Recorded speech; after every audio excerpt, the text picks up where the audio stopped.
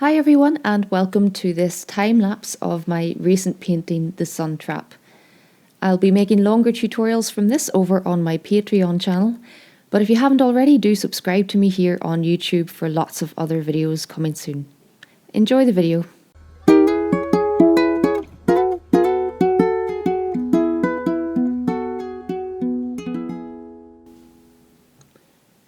And so I make a start with the background, and as always I work from background to foreground. So what's outside the window is what I work on first.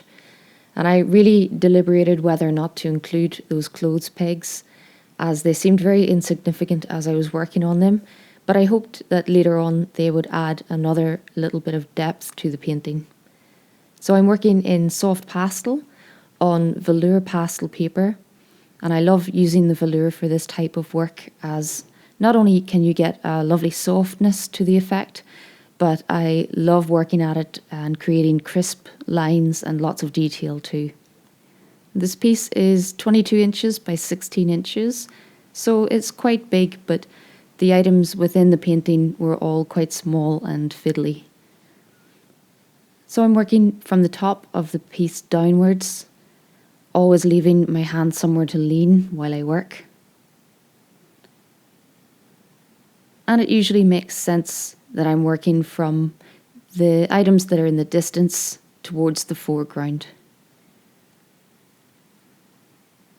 And there was such beautiful sunlight coming through this window. I took lots of photo references in this dining room while I lived in this house in Belfast.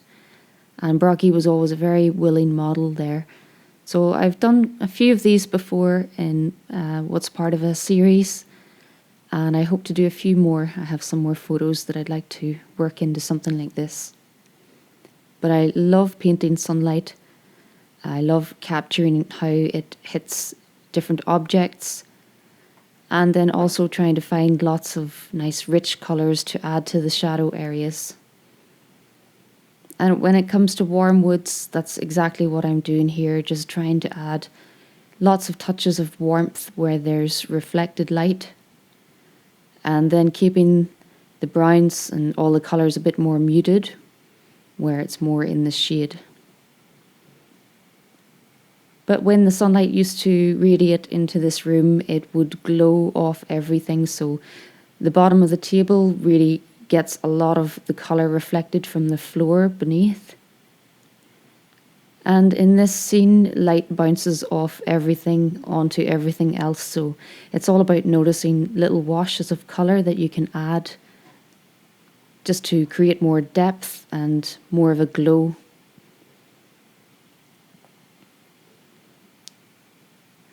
And bit by bit, working downwards, focusing mostly on those wood tones at the moment. And then I work on and block in the rest of the floor just to start to get a sense of the light coming in the window. So before I start working on any of the actual things in the room, apart from the table, I really want to try and create the scene and really create some of that lighting, so that when it comes to painting the chair or the dog, I've already created the directional light. And just bit by bit working up the floorboards. And this is one area in particular that I would like to do a good full-length tutorial on. The floorboards with the different patterns of sunlight and shadow. And it's really not as difficult as you would think. It's just all about the choices of colours, and there are little subtle things that can really make your shadows seem very real. So I'll get working on a longer tutorial like that, and that will come out next month on my Patreon channel. But I also have lots of free content here on YouTube as well. I try and release as much free content as possible. But if you're interested in seeing much more in-depth tutorials and more real-time footage, then certainly do check me out on my Patreon channel. So I finally get on to working some of the little details in the room. This bouquet of flowers I've painted it a few times now in different paintings. I definitely got good value out of this bunch of flowers from my mum. And it's just all about little dots of colour here and there, so I can still use the bigger fat pastel sticks. But you see that I also pick up some pastel pencils. But it's quite fiddly on this scale. I try not to get too bogged down in detail. It's just most important to me to capture how the light is hitting each part of each item in the room. So I make use of the pastel pencils to make each leaf nice and crisp, but I'm still using those softer pastels a lot to create the strength of colour. So even when I add little highlights to some of the leaves, it will be using the soft pastels, and then I might come back in with the pencil and shape the highlight. But you get such a strength of colour from soft pastels. I really love using them.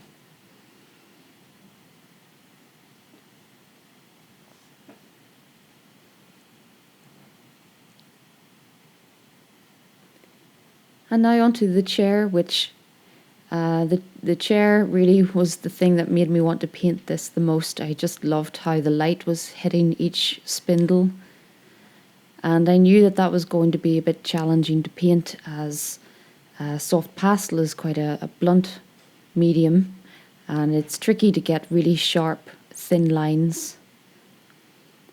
So I've used both the pencil, but you can see when I need a really strong highlight or really strong vibrant colour, I'm still using my small shards of soft pastel.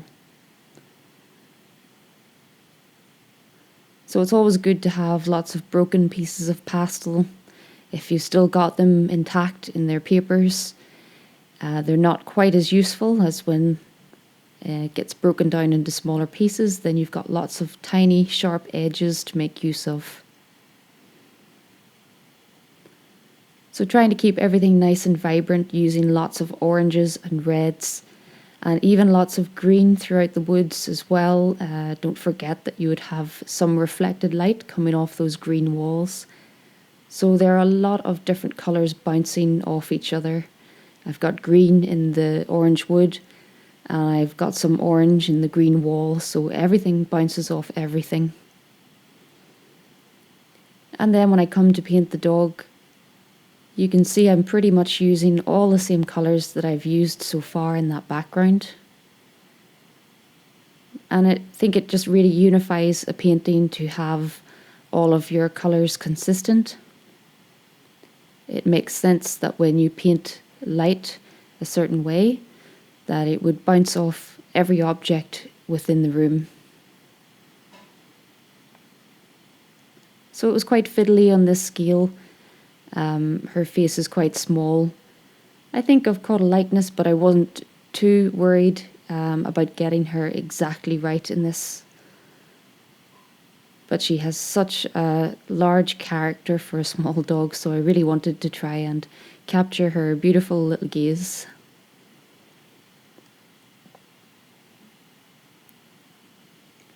So laying down lots of rich colours, coming back in, creating the dark contrast where it needs to be.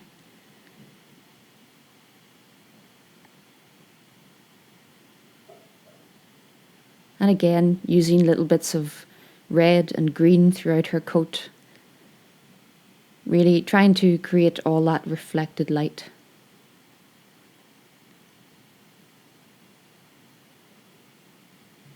So I'm getting close to the end now. I really hope that you've enjoyed seeing this come together, even though it's been a lot faster than the original. If you're interested in seeing some full-time tutorials from this, do check me out on Patreon. But I also have lots more content coming here on YouTube very soon. So until next time, happy pasteling and thanks for watching.